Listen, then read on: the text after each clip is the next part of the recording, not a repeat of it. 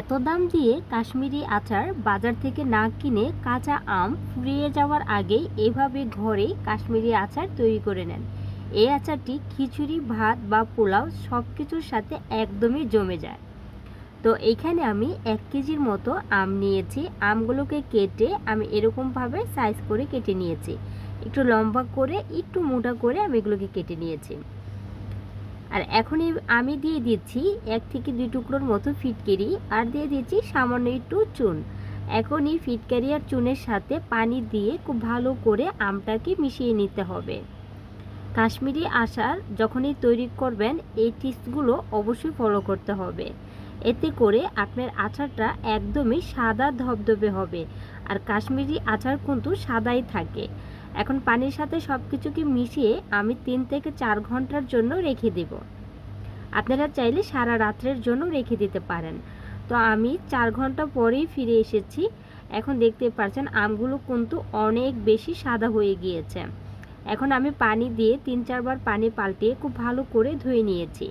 এখন যেটা করব, এখানে 1 টেবিল চামচের মতো লবণ দিয়েছি।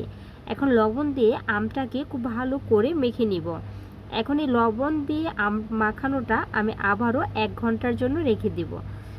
তো 1 ঘন্টা পর আবারও ফিরে এসেছি। 1 ঘন্টার ভিতরে কিন্তু খুব ভালো করে কিন্তু আমার আমটা লবণের সাথে মিশে গিয়েছে। এখন আমি আবারও 2-3 বার পানি পাল্টিয়ে ধুয়ে নেব। আর এখন যদি একটু জিজ্ঞাসা করেন যে লবণ দিয়ে কেন আবারও ভিজিয়ে রাখতে হবে, লবণ দিয়ে এর জন্য ভিজিয়ে রাখতে হবে, আমের যে টকটা আছে এটা কিন্তু সম্পূর্ণ বের হয়ে যাবে। আর সাধারণত আমরা সবাই জানি কাশ্মীরি আচারটা কিন্তু একটু মিষ্টি হয়, এটার কিন্তু কোনো টক ভাবেই থাকে না। তো এইভাবে আমি 2-3 থেকে 3 বার পানি পাল্টিয়ে আমগুলোকে ধুয়ে নিয়েছি।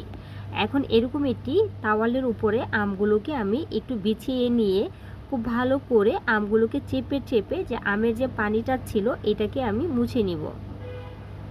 তো এইভাবে আমি সম্পূর্ণ আম মুছে নিয়েছি। এখন আমের গায়ে আর কোনো পানি নেই। এখন আমি প্যানে চলে এসেছি। এখন যে আমগুলোকে মুছে রেখেছিলাম সেই আমগুলো প্যানে দিয়ে দিচ্ছি।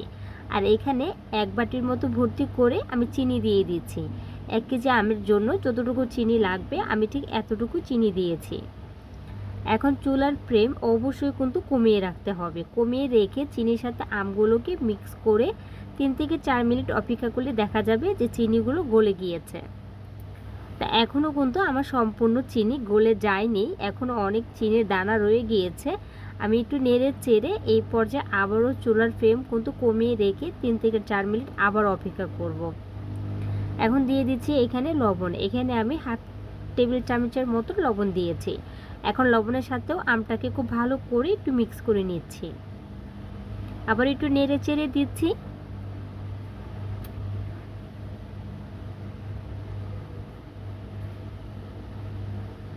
তো 2 থেকে 3 মিনিটের ভিতরে কিন্তু দেখতেই পাচ্ছেন আম থেকে কিন্তু পর্যাপ্ত পরিমাণের পানি বের হয়ে গিয়েছে।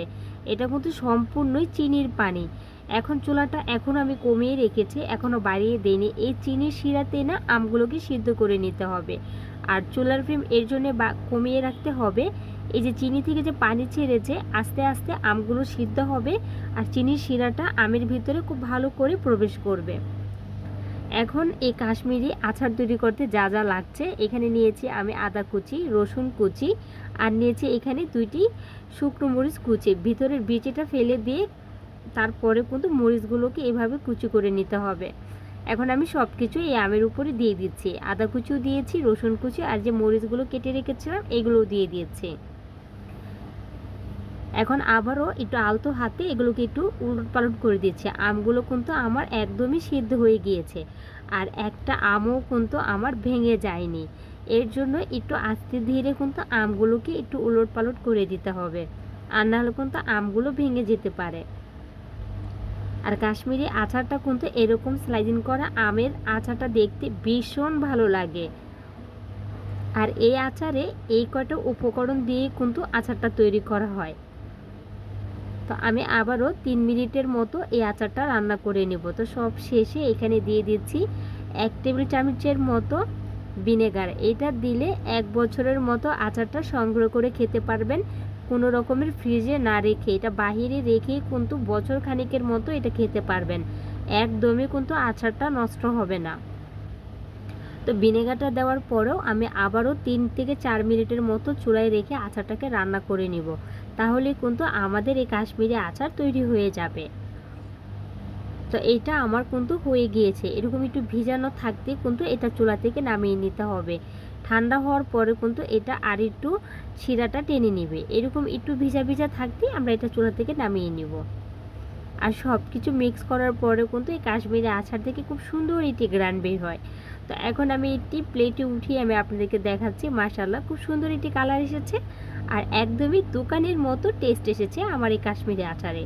তো যদি ভিডিওটি দেখার পরে কারো কাছে ভালো লাগে প্লিজ এটি লাইক করে দেবেন আর আমার ভিডিওটি সবার সাথে একটু শেয়ার করে দেওয়ার জন্য অনুরোধ রইল। আর যদি কেউ বাসায় তৈরি করেন প্লিজ আমাকে কমেন্টে জানাবেন। আমি তো বলবো যে আপনারা একটু বেশি করে তৈরি করবেন। এই আচারটা কিন্তু খেতে অনেক বেশি টেস্টি, সারা বছর সংগ্রহ করে খাওয়া যাবে, কিচ্ছু হবে না। ভিডিওটি এ পর্যন্তই। আল্লাহ হাফিজ।